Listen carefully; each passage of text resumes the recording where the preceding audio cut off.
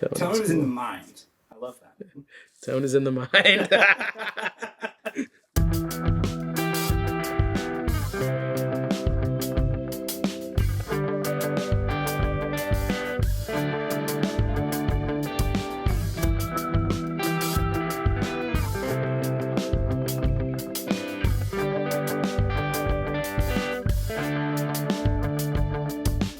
Hi there, my name's Chris, and in this video I go on a tour of the Airship Laboratories, a recording studio in Richmond, California, and I chat with Neil Godbole, the owner, about life and neuroscience. A special thank you again to Neil and to Nahuel. And without further ado, here is Neil of the Airship Laboratories. So my name is Neil Godbole, and they kind of call me the captain around here. It's the airship, so we kind of have fun with it. Basically, I do kind of anything that needs to be done. As a business owner, I kind of have to be able to handle a little bit of everything. And ideally, I identify what I'm better at and I do those things. But my main role beyond operations, just general, studio operations, is I'm a tracking engineer, I'm a mixing engineer, and I do a little bit of mastering as well. Like I said before, we rent out this the studio space to other people who collaborate in the community of the airship, but they have their own rooms. So Alex is a session guitar player, but he's also does a lot of like video game composition, string arrangements, and soundtrack work and things like that.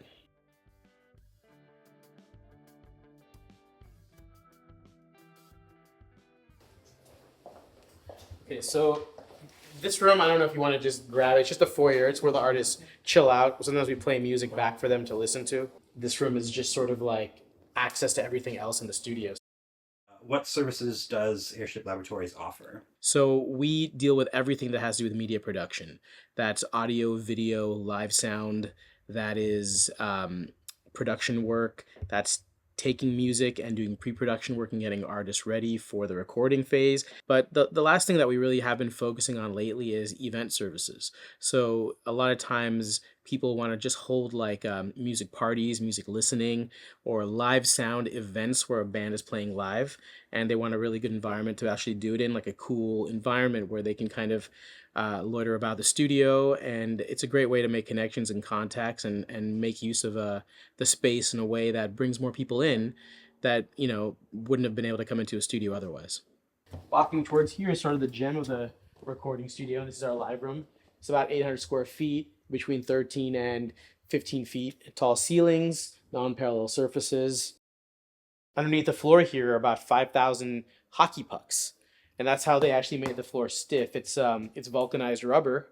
And so it's a really cool way to have a floating floor that's still very stiff. And then we have all the nice fun toys here.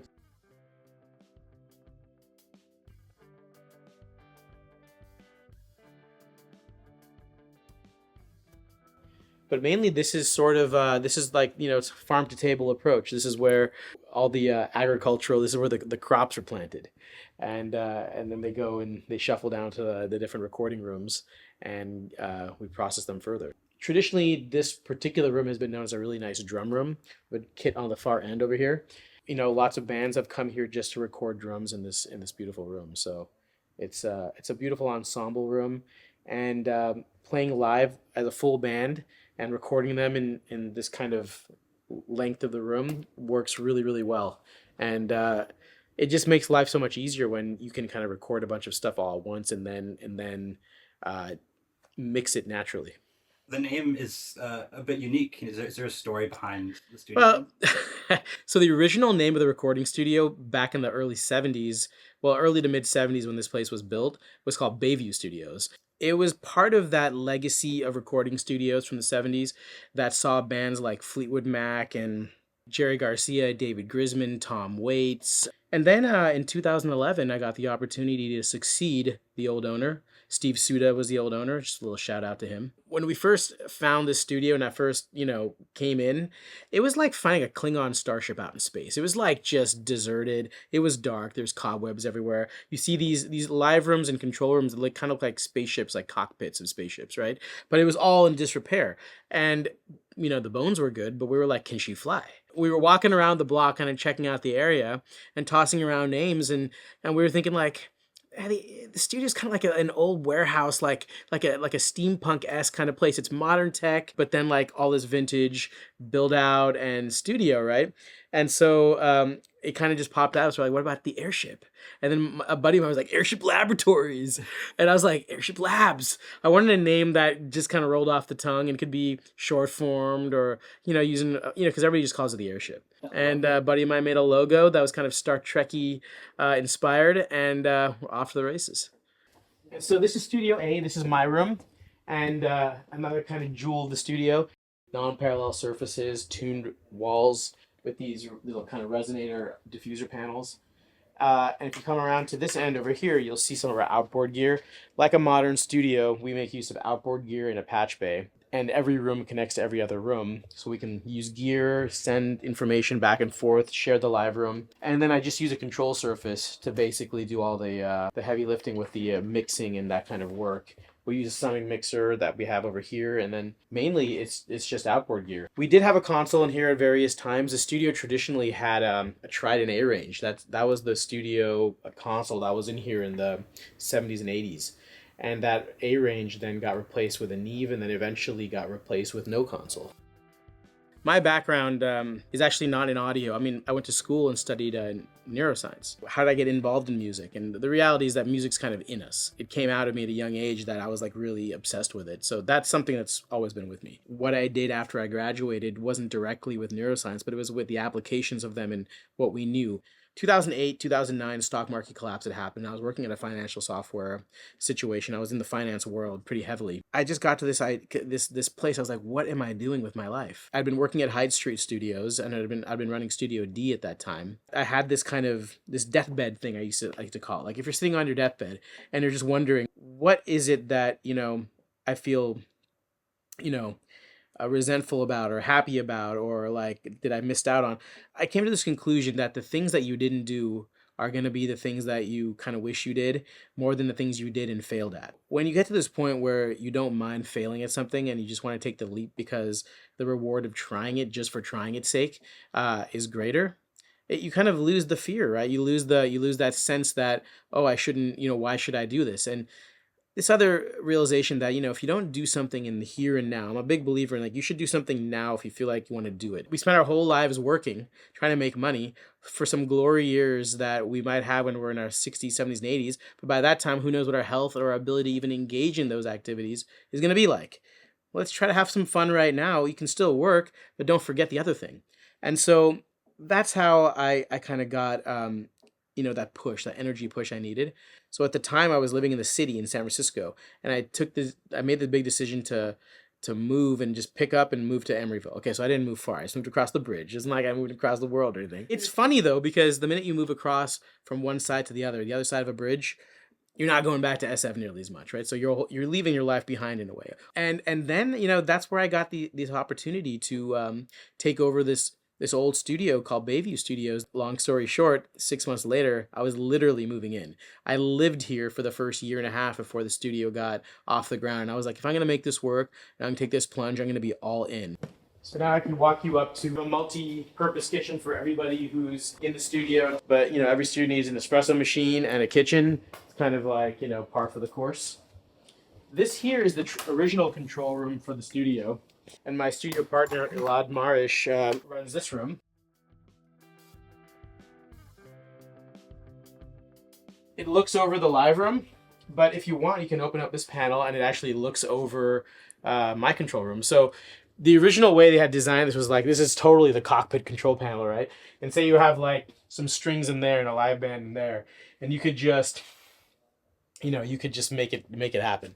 But that vision never ended up coming to pass, and we were like, well, let's just use them as separate control rooms and go that way. To me, working at the airship, I would hope, and I've heard this, it's something that's a journey in trying to bring out that feeling of being in a natural environment, hearing music that sounds natural, the acoustics and the way the studio environment is. It's all about kind of replicating a vignette from your own life, really. And hopefully that feeling and that energy comes out when you are actually recording the music. I think that the state of mind that you're in is everything. And so I think for me, going back to my neuroscience days and all of that, it's really about that journey. It's about being at parity with everybody's mental state. What are some recent albums or projects that you worked on here? I would say one of the projects I'm most sort of excited about was one that we actually submitted for a Grammy last year and that we're hoping is going to be done in Atmos this year. That record's called The Resonance Between. It's an Indian classical record meets a Western classical record. All the music was recorded in just temperament. The string players had to learn the actual scales that the Indian classical musicians were playing. And then we did 2 sold-out shows at the Presidio Theater last year that were fantastic. So we're able to work with amazing arrangers, producers, and get an amazing record together that took us 3+ years to record. You know, when you're working on something for that long, sometimes you start to lose sight of, like, are we ever going to finish this? Is this good? Like, any of it. But then when it comes out and you have some time, you can hear with maybe slightly different perspective than being so close to it. And you get to hear it maybe a little bit more like you would hope somebody else would hear it for the first time. And that's when like a lot of the rewards come. You're like, oh, whoa, okay, we did this. So that time has come, and so I'm really enjoying that record. So another producer that works out of this recording studio, he does a lot of post-production work, is Dave, who works with a company called The New Math, and this is his production room. He's also a drummer on the side, so he does that, but he's got his production set up here, and quite a big room to kind of just do what he needs to do, lift weights. He's a fit guy. Music making process. Dave's claim to fame is actually this pretty viral YouTube video called Whole Foods Parking Lot. Yeah, I've seen that. You know that? That was him. What is next for you and Airship Laboratories? You know, navigating the studio landscape and the music industry and trying to survive as a music studio is this constant hustle. And you're always trying to figure out what's the next thing? Where's the next thing that we're doing? One of the things that I've been really looking for in modern times is actually trying to get more people, more engineers and more personnel involved in my end of the world. So as I mentioned to you before, we've sort of broken up the studio into other rooms like a lot of other studios have, where I have other producers, other musicians who rent out and provide, you know, sort of passive income, but they're a really, you know, really strong and vital part of our community here at the Airship. So how do we have evenings and late nights get more used, and how do I get more work done on the weekends? And so I'm investigating all those avenues and looking for people that would be great collaborators to be part of this community and space. Nahuel is like my actual, he's my spiritual studio partner. What brought me to Airship for the first time was I was looking for a room to record an album called The String Quartet Experience. So I would like basically hire the studio or like rent the studio as a, you know, independent producer. But then naturally we just became friends with Neil. And that, you know, made it so we wanted to do more things together and spend more time here.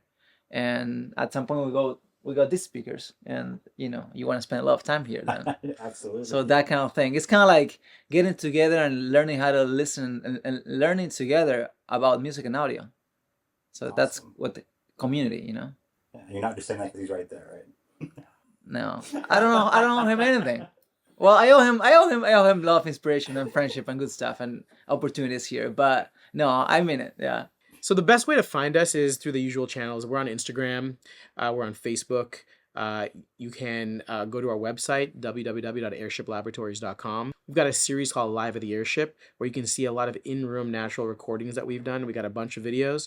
And then, of course, most importantly, there's a contact form there, so you can get a hold of us and ask us questions, anything you really want. If you have your own studio, I would love to just, you know, answer a question that you might have about how you can make something work. It's like, to me, being collaborative with everybody, to me, that's like, there's no competition. I think it's just really about the community. Neil, thank you so much for your time.